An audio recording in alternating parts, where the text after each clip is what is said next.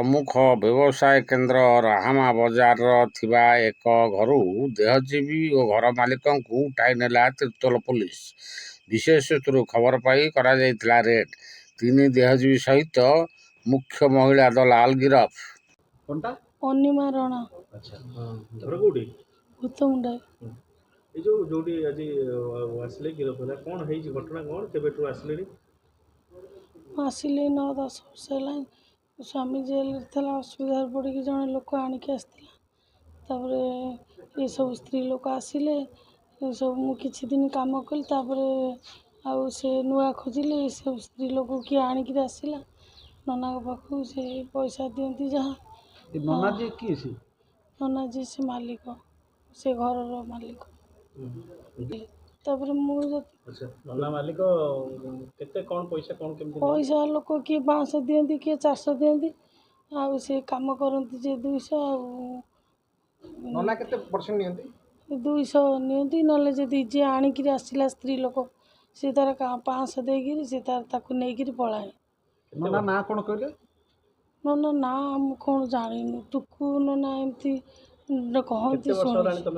କେତେ ବର୍ଷ ସବୁ ଚାଲିଥିଲା? ମୁଁ ଆସିଲେ ହବ 9 ବର୍ଷ 10 ବର୍ଷ। ତା ଆଗରୁ ଚାଲୁଥିଲା?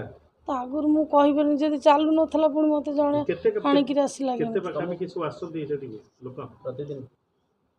ଲୋକ କେଉଁଦିନ 5 ଜଣ, କେଉଁଦିନ 10 ଜଣ, ଏମିତି ସ୍ତ୍ରୀ ଲୋକ। 2-3 ଜଣ ବ୍ୟତୀତ ଆଉ ଅନ୍ୟମାନେ ଆସନ୍ତି? ନା ନା, ସେ ଆଉ ଜଣେ ସ୍ତ୍ରୀ ଲୋକ ଆସେ, ସେ ଆସେ ନା ସବୁବେଳେ, ବେଳେବେଳେ ଆସେ। ଏଇ 3-4 ଜଣ ଆସନ୍ତି। ଯୋଗାଯୋଗ କିଛି ନାହିଁ। ସେ ଫୋନ୍ କରନ୍ତି, ନାନୀ ଯିବୁ, ମୁଁ ଯଦି ଆସିବ ଏଇଆ କଥା। ଆଉ ମୁଁ କାହାକୁ କେବେ ଫୋନ୍ କରି କେଉଁ ଲୋକଙ୍କୁ ଡାକେ ନା ସ୍ତ୍ରୀ ଲୋକଙ୍କୁ ଡାକେ। ପାଖର ନା ଦୂର ସବୁ? ତମ ନମ୍ବର ସବୁ କିଏ ଦେଇଥିଲା? ସେ ଯିଏ କାମ କରିବାକୁ ଆସନ୍ତି ନମ୍ବର ନିଅନ୍ତି। ଆଉ ତମେ ବୁଝାସୁଝା କର? ତମେ ଆସିଲା ପରେ? ନାଇଁ, ମୁଁ ଆଗରୁ ନିଜେ କରୁଥିଲି। ଏଇ କିଛି ଦିନ ହେଲେ ଲୋକ ନୂଆ ଖୋଜିଲେ, ମୋଟା ହେଇଗଲି। ଆଉ ସେ ଅଲଗା ଲୋକଙ୍କ ସାଙ୍ଗରେ ସବୁ ଯିଏ ଆଣିକି ରହିଲେ, ତାଙ୍କ ମନ ହେଲା, ସେ ରହିଲେ, କହିଲେ ଆଉ 2 ପଇସା ନେଇକି ଯିବୁ। ନା ନା। ତମ ସାଙ୍ଗରେ ଯୋଉ ଯୁବକ ନିର୍ଭୟ ମହାନ୍ତି ସିଏ ନାଇଁ ସିଏ ସାର୍, ସେ ସତ କଥା। ସେ କେଉଁ ଦିନ ବି କେବେ ଆମ କଷ୍ଟମର ନୁହଁ ନା କାମ କରେ। ସେ ଯେଉଁ ଛୋଟା ବୁଢ଼ାର ହେଉଛି କ'ଣ ତାଙ୍କ ସମ୍ପର୍କୀୟ, ଆଉ ସେ ତାଙ୍କ ସାଙ୍ଗରେ କଥାବାର୍ତ୍ତା ହେବାକୁ ଆସିଥିଲେ। ସବୁ ସତ କଥା କହିଲି। ସିଏ ମୋର କ'ଣ, ଛୋଟା ବୁଢ଼ା ସେ ଛୋଟବେଳୁ ସେ ତାଙ୍କ ବାପାଙ୍କ କତିରେ ଚାକର ଥିଲା। ସେ ରହିଛି ଆଉ କିଛି। ସେ ତାର ନା ସେ ଆଧରେ କିଛି ନାହାନ୍ତି। ସେ ନିର୍ଦ୍ଦୋଷ ଲୋକ ହେଲା। କେମିତି କ'ଣ ସେଠି କାରବାର ହୁଏ? କେମିତି କ'ଣ ଯିବା ଆସିବା ହୁଏ? କେମିତି କ'ଣ ଚାଲେ ସକାଳୁ ସନ୍ଧ୍ୟା?